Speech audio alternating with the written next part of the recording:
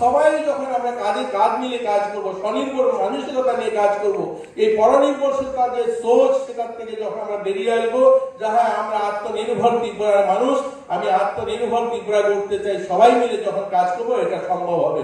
কারণ আমাদের ত্রিপুরায় যে এইরকম একটা রাজ্য, যারা বহিরাজ্যে যান তারা বুঝবেন, যারা মধ্যপ্রদেশ, রাজস্থান, হরিয়ানা সে সমস্ত রাজ্যে যান, সেখানে দেখবেন পাহাড় রয়েছে, পাহাড়ে জঙ্গল হয় না, ঘাস হয় না, সেই পাথরের পাহাড়।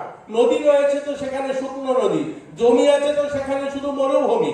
আমাদের উত্তর পূর্বাঞ্চলের রাজ্যগুলো একমাত্র যেখানে জল, জঙ্গল, নদী, নালা, ভূমি মূলে একদম চিরসকল বর্ণময় ত্রিপুরা। দেখবেন এখানে মনে হয় মা ত্রিপুরেশ্বরী বোধ আমাদেরকে কোলে নিয়ে রেখেছেন। এরকম একটা অদ্ভুত রাজ্য যেখানে যেটা চাইবেন সেটাই সম্ভব। আমাদের ত্রিপুরা যে ছোট্ট রাজ্য, কিন্তু আমরা 1 লক্ষ মেট্রিক টন রাবার উৎপন্ন করি। ভারতবর্ষের সেকেন্ড প্রডিউসার রাজ্য আমাদের। এখানে প্রায় 1400 কোটি টাকা আমাদের বছরে রেভিনিউ আসে শুধু রাবার থেকে।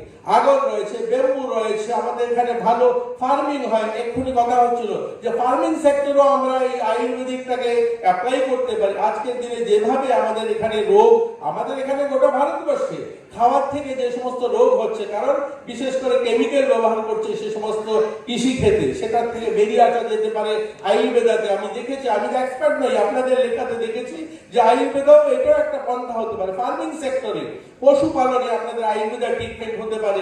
আমরা সেই কেমিক্যালের থেকে বেরিয়ে আসতে পারি, আমরা এই বিদেশি ঔষধ থেকে বেরিয়ে আসতে পারি, এগুলোর ব্যবস্থা রয়েছে। তার জন্য একটু বেশি প্রচার প্রসার, যেভাবে যোগাটা আজকের দিনে প্রচার প্রসার হয়েছে তার থেকে একটুখানি আমরা পিছিয়ে রয়েছি।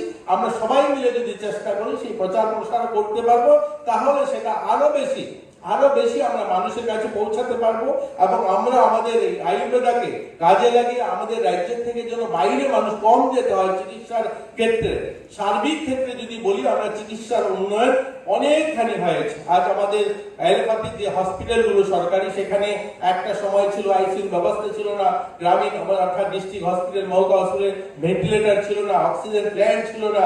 কোভিডের সময় অনেক মানুষ তার কারণে মৃত্যু হয়েছে।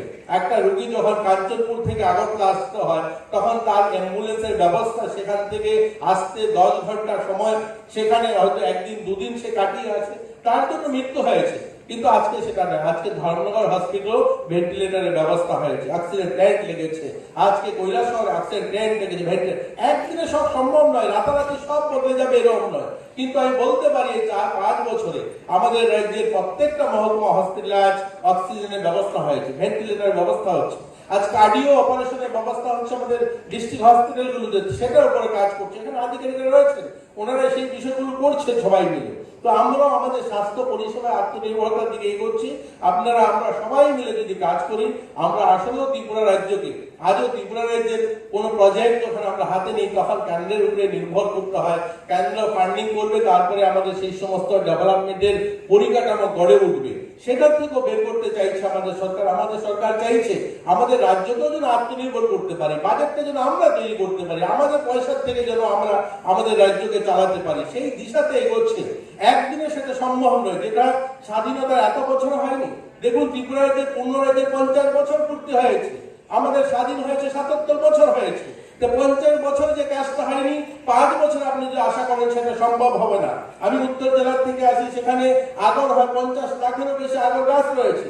তো 50 বছর, অর্থাৎ ত্রিপুরা যে পূর্ণ রাজ্যের 50 বছরে আগর পলিসি তৈরি হয়নি, সেটার জন্য কোনো নিয়ম তৈরি করা হয়নি। কিন্তু আজ তৈরি হয়েছে, আজ তারা ব্যবসা করার জন্য বৈধ ব্যবস্থা দেওয়া হয়েছে।